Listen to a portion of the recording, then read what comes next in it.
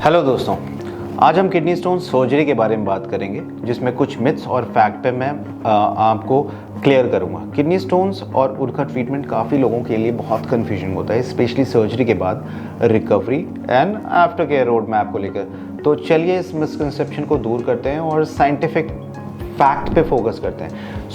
क्योंकि डिफरेंट लोगों के डिफरेंट ओपिनियंस होते हैं। सबसे पहला मिथ जो है, surgery is the only solution to the kidney stones. पहला मिथ ये है कि अगर आपको किडनी स्टोन है तो आपको सर्जरी ज़रूरी करानी पड़ेगी।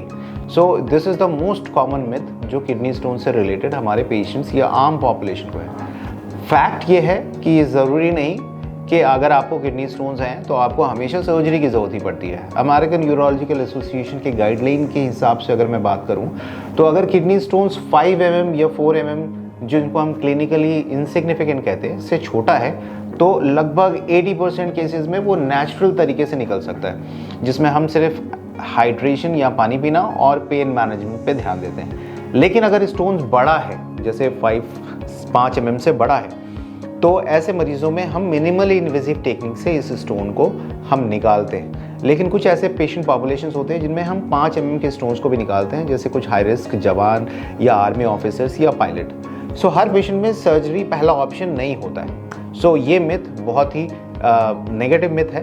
तो ट्रीटमेंट पर्सनलाइज किया जाता है और उसके स्टोन के साइज, शेप और लोकेशन के हिसाब से डिफरेंट तरह के ऑपरेशंस होते हैं। Now coming on to the second myth, all kidney stone surgeries are invasive.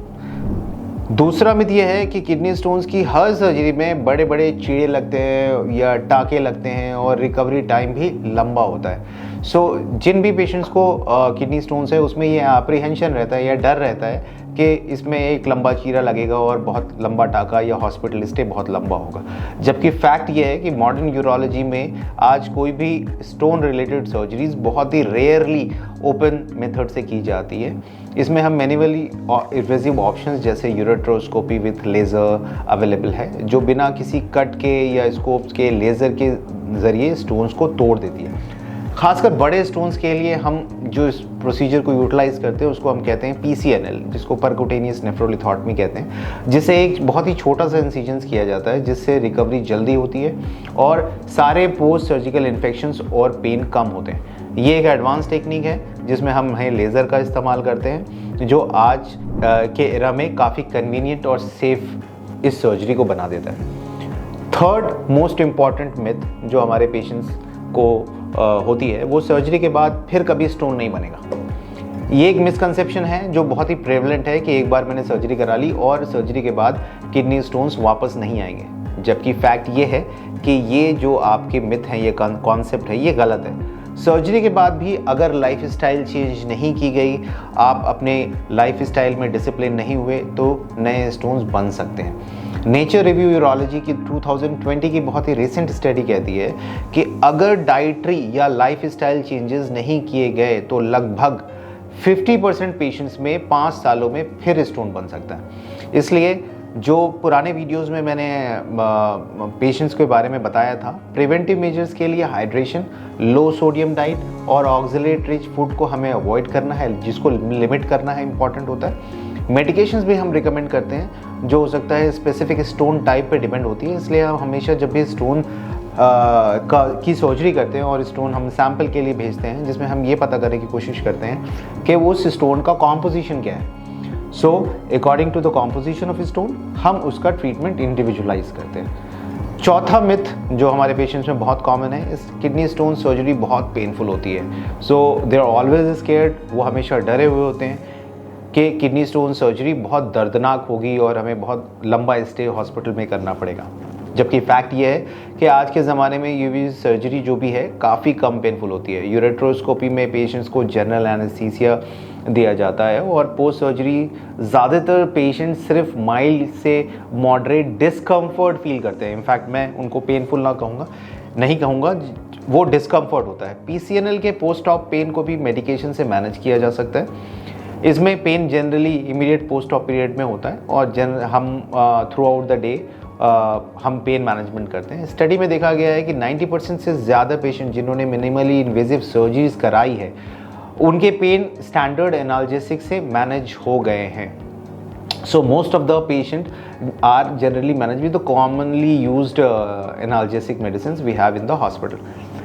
जो फिफ्थ मेजर मिथ है जो पेशेंट्स किडनी स्टोन्स के होते हैं, इसलिए वो ये होता है कि रिकवरी पीरियड बहुत लंबा और कॉम्प्लिकेटेड होता है या हो सकता है। सो जो recovery period kidney stone surgery के बाद बहुत लंबा या मुश्किल होता है, ये जो पेशेंट्स को मिथ है, ये भी टोटली गलत है।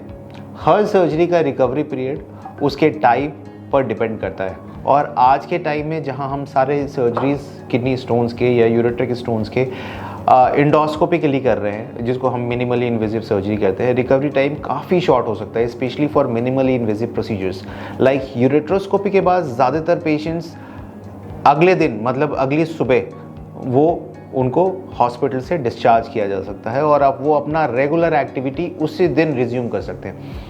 एक्सेप्ट फॉर द PCNL में भी लगभग 2 से 3 दिन रिकवरी लगती है, जिसमें थोड़ा बहुत माइल्ड पेन या डिस्कम्फर्ट मैं बोलता हूँ वो होता है, और पेशेंट जनरली अपने ऑफिस वर्क्स या रूटीन डेली एक्टिविटी जिसमें mild activity, mild physical activity भी वो 1 हफ्ते के अंदर स्टार्ट कर सकता है। रिकवरी को जल्दी और स्मूथ बनाने के लिए कुछ basic after care instructions follow करना बहुत ज़रूरी है, जो मैं अपने पेशेंट्स को बार बार बोलता हूँ। After care and recovery road map after discharge, जो सर्जरी के बाद उनको डिस्चार्ज किया गया एंड उनको कुछ रिकमेंडेशंस दिए जाते हैं, तो उसके लिए हम बात करेंगे कि सर्जरी के बाद क्या स्टेप्स लेने और कैसे अपना ख्याल रखना है। This is very important because surgery के बाद मोस्ट ऑफ द टाइम जो भी हम इंडोस्कोपिक सर्जरी करते हैं उसमें हम एक अंदर ही अंदर DJ स्टेंट डालते हैं। सो पहला जो इम्पॉर्टेंट रिकमेंडेशन आफ्टर सर्जरी है वो हाइड्रेट, पानी काफ़ी ज़्यादा पीना ज़रूरी है, क्योंकि हाइड्रेशन स्टोन के रीफॉर्मेशन को रोकने में बहुत मदद करता है। एम करें कि कम से कम 2.5 to 3 लीटर्स पानी हर दिन कंज्यूम करें, जब तक डॉक्टर कुछ और ना कहें, डिपेंडिंग अपॉन कि आपका वाटर इनटेक क्या है, डिपेंडिंग अपॉन आपका यूरिन स्टोन का कॉम्पोजिशन क्या था। डाइटरी मॉडिफिकेशंस या डाइटरी चेंजेस, जिसमें हम लो सोडियम डाइट मेंटेन करना बहुत इंपॉर्टेंट है, क्योंकि सोडियम किडनी में स्टोन फॉर्मेशन को ट्रिगर कर सकता है।